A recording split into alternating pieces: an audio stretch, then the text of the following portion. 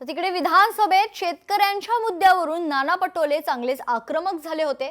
कर्जबाजारीपणामुळे एका शेतकऱ्याने आत्महत्या केली आहे। मनेश्वर वाघमारे असं त्या शेतकऱ्याचं नाव आहे।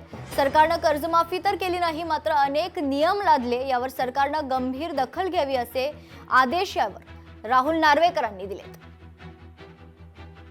तालुक्यातील मांदड येथील रहिवासी मुनेश्वर वामनजी बगमारे याचं दिनांक 23 मार्च म्हणजे आधी आता परवा अध्यक्ष महाराज कालच 23 मार्च 2026 रोजी पहाटेच्या सुमारास आपल्या शेतात गळफास लावून आत्महत्या केल्याची अत्यंत दुर्दैवी घटना घडलेली आहे।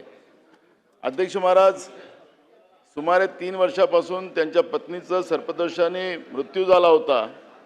त्या कुटुंबावर आधीच दुःखाचं संकट असणे आणि अध्यक्ष महाराज कर्जबाजारीपणामुळे त्याच्या मानसिक तणावाच्या नंतर त्यांनी हे पाऊल उचललं। अध्यक्ष महाराज शेतकऱ्यांच्या आत्महत्याबद्दलचं आणि त्याच्या निष्कर्ष त्याला आत्महत्या थांबवण्यासाठी निष्कर्षापर्यंत आपण पोहोचलो नाही आणि म्हणून शेतकऱ्याच्या आत्महत्या होतात आहेत आणि म्हणून घोषणा नाही।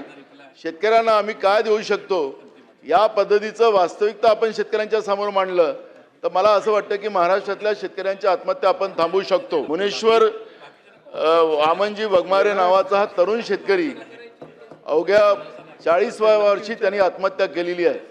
तरुण शेतकरी आत्महत्या महाराष्ट्रामध्ये करतात आहेत आणि म्हणून मला अध्यक्ष महाराज आपल्याला नम्र विनंती आहे की आपण लोकशाही मराठी ऐका, पहा, जागरूक रहा।